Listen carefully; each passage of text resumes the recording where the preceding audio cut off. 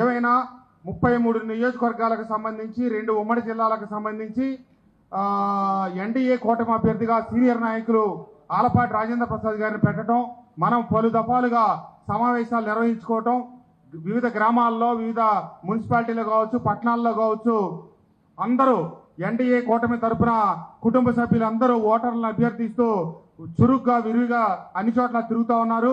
తప్పకుండా గెలవటం అంటే 2024 సార్వత్రిక ఎన్నికల్లో ఈ రాష్ట్రంలో ఏమైతే ప్రపంచం వీసి 164 సీట్లతో ప్రతిపక్షాన్ని తరిమి కొట్టామో అదొక్కటే మన విజయం కాదు, అది మొదలు.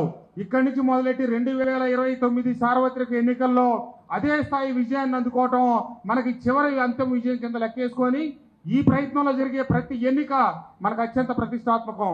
రాజేంద్ర ప్రసాద్ గారి గెలుపు అందరికీ తెలిసిన విషయమే ఖాయం. కానీ అత్యధిక మెజార్టీతో గెలిపించాలనే లక్ష్యంతో మనం అందరం ముందుకు సాగాలి అని చెప్పి కోరుకుంటూ, మీ మొదటి ప్రాధాన్యత ఓటు 1 అని అంకె వేసి నన్ను గెలిపించమని కోరుతా ఉన్నాను.